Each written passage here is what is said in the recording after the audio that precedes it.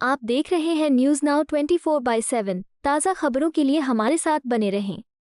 आम आदमी पार्टी के राज्यसभा सांसद संजय सिंह ने प्रधानमंत्री नरेंद्र मोदी पर तीखा हमला बोलते हुए एक विवादित बयान दिया है। संजय सिंह ने कहा कि प्रधानमंत्री को तब मजा आता है जब देश के लोग लाइनों में खड़े होते हैं। उन्होंने अपने बयान में नोटबंदी, कोरोना काल और मौजूदा गैस सिलेंडर की स्थिति का जिक्र करते हुए सरकार पर निशाना साधा। संजय सिंह ने कहा कि सबसे पहले नोटबंदी के दौरान देश भर में लोगों को घंटों तक बैंकों और एटीएम के बाहर लाइनों में खड़ा होना पड़ा। इसके बाद उन्होंने कोरोना महामारी के दौरान ऑक्सीजन सिलेंडर की कमी का मुद्दा उठाया, जहां कई जगहों पर मरीजों और उनके परिजनों को लंबी कतारों का सामना करना पड़ा। इसके साथ ही उन्होंने आरोप लगाया कि अब रसोई गैस सिलेंडर को लेकर भी आम जनता को परेशानी झेलनी पड़ रही है और कई स्थानों पर लोगों को लाइन में खड़ा होना पड़ रहा है। संजय सिंह ने कहा कि ये सभी घटनाएं दिखाती हैं कि सरकार की नीतियों का सीधा असर आम लोगों की जिंदगी पर पड़ रहा है। उन्होंने केंद्र सरकार से सवाल किया कि आखिर कब तक जनता को इस तरह की परेशानियों से गुजरना पड़ेगा। हालांकि इस बयान को लेकर राजनीतिक हलकों में बहस तेज हो गई है और सत्ताधारी पक्ष की ओर से भी प्रतिक्रिया आने की संभावना जताई जा रही है। भाई अभी 93 रुपए पहुंच गया है डॉलर। 93 क्या, 93 रुपए 50 पैसे 42 पैसे। और जब ये 100 पार हो जाए तो और जश्न मनाइए। तो इसलिए नोटबंदी का फायदा किस रूप में हुआ मुझे तो नहीं दिखाई दे रहा है। आपने देश की अर्थव्यवस्था को पूरी तरीके से चौपट कर दिया। जो काला धन के नाम पे आपने पैसा कहा था 1000 और 500 की नोट हम खत्म कर रहे हैं, तो वो तो जितना छापा था उससे ज्यादा आ गया। आपने कहा था ब्लैक मनी गायब हो जाएगी, सब जाली नोट बना के बैठे हैं। लेकिन जब नोट जमा करने लगे लोग, तो जितना जमा था उससे ज्यादा पैसा, जितना 1500 की नोट थी उससे ज्यादा पैसा जमा कर दिया लोगों ने।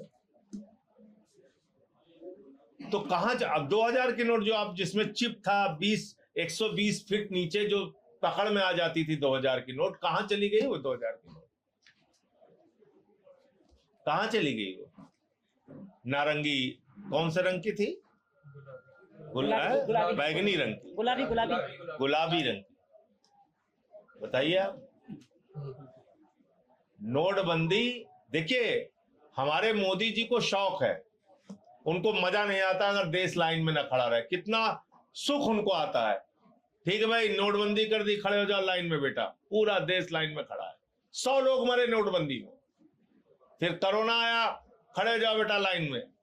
गैस ऑक्सीजन सिलेंडर की लाइन में खड़े हो जाओ, खाने की लाइन में खड़े हो जाओ, पूरा देश लाइन में। अच्छा, लाइन में जब खड़ा कराते तो ऐसे नहीं कहते, कहते जश्न भी मनाना पड़ेगा तुम्हें।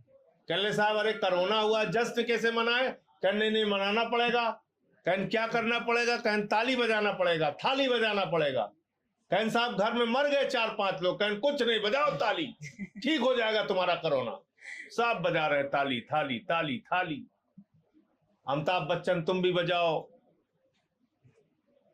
सारे हीरो हीरोइन बजाओ, बजा रहे ताली। उसके बाद जब उससे खाली हो गए, बोले दिया जलाओ।